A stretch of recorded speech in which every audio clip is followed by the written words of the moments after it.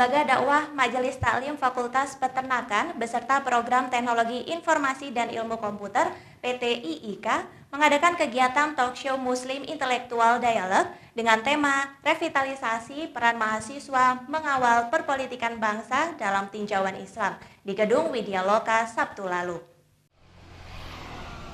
Sabtu 29 Maret 2014 lalu, Lembaga Dakwah Fakultas Peternakan dan Program Teknologi Informasi dan Ilmu Komputer PT IIK Universitas Brawijaya mengadakan kegiatan talkshow di Gedung Widya Loka.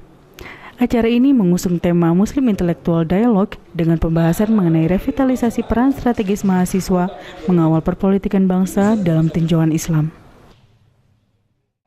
Jadi yang kegiatan yang kami lakukan ini yang diadakan oleh MT Funa dan AMD, yaitu Lembaga Dakwah di Fakultas Peternakan dan Fakultas Program Teknologi Informasi dan Komunikasi atau PTIK.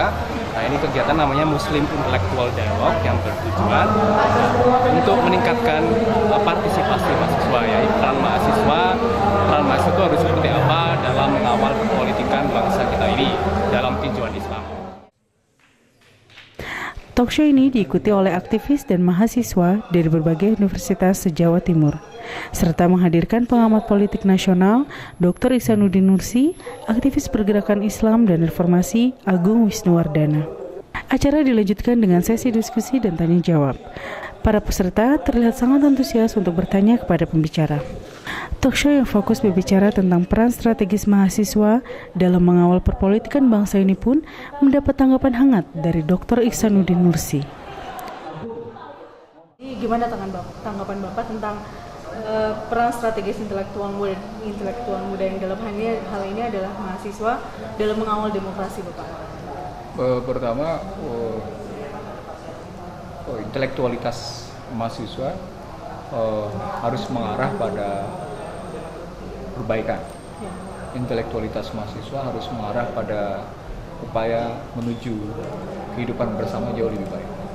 Yang kedua, peran intelektualitas tadi juga dalam rangka meningkatkan keilmuan dan keyakinan bahwa apa yang kita sebut sebagai ke depan adalah langkah-langkah yang benar.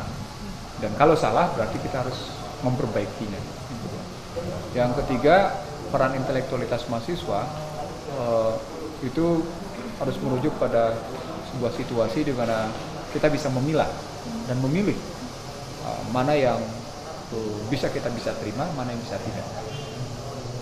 Dengan demikian, intelektualitas tadi adalah pisau analisis atas situasi, pisau analisis atas kondisi, pisau analisis atas pemikiran-pemikiran yang berkembang, sehingga kita bisa tadi seperti saya bilang bisa melangkah ke depan jauh lebih baik.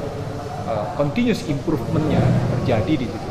Tanpa itu maka intelektualitas sesungguhnya menjadi stagnan, dia macet, dia tidak melahirkan sebuah kreativitas berpikir. Itu yang sebenarnya kita ada. Mas, permasalahan apa yang sebenarnya yang menjadi pokok yang dihadapi oleh Indonesia ini, Pak? Dan solusinya seperti apa? Kita menjadi bangsa yang acap kali menjadi bangsa yang trial and error dari sebuah negara lain. Kita mau menerapkan satu sistem uji coba atas kesalahan dan kegagalan dari sebuah sistem. Dan saya kira itu yang membuat kita terpuruk gitu. Saya ingin bercerita pada Anda, 2004 itu di Amerika ada 3 pihak yang menyatakan bahwa ekonomi Amerika salah arah dan salah langkah. Yang pertama NBER yang mengindikasi bahwa perekonomian Amerika itu rusak. NBER adalah National Bureau of Economic Research. Yang kedua Gallup Institute. Yang ketiga Stiglitz dan Krugman yang menyatakan bahwa kecenderungan Amerika salah langkah. Hasilnya ada 2008 ekonomi Amerika ambruk, kalah melawan industri manufaktur Cina posisinya.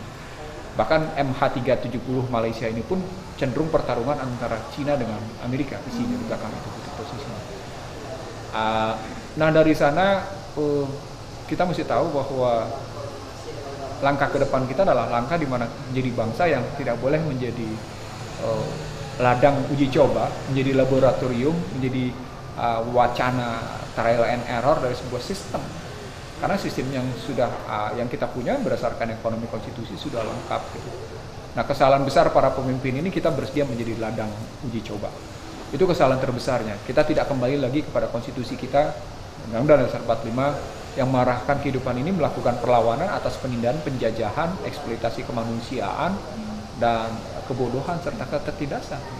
Islam sangat memerangi ketertindasan, kebodohan, dan kemiskinan. Dan itu konstitusi begitu. Undang Dasar 45 memerangi kebodohan, kemiskinan, ketimpangan.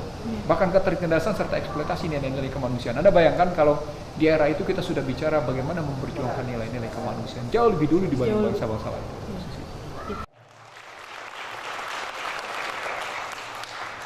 Acara ini diakhiri dengan pemberian cenderamata kepada pembicara dan moderator. Peserta pun mendapat wawasan dan pengetahuan lebih dari kegiatan ini. Acara talkshow ini diharapkan dapat meningkatkan partisipasi dan peran strategis mahasiswa dalam mengawal perpolitikan bangsa. Aridia dan Karel melaporkan untuk UB TV.